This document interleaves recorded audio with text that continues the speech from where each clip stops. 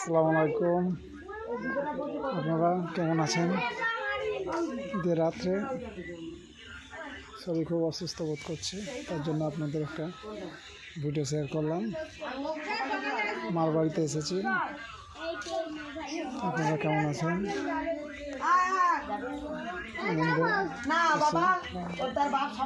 বাড়িতে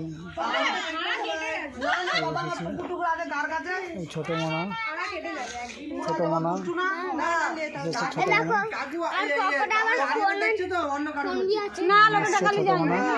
ছোট মোনাকে দেখাই। ছোট মোনাকে নিয়ে এসছি। ছোট মোনা এসছে মার বাড়িতে। দাঁত পকড়া দেখতে পাচ্ছি।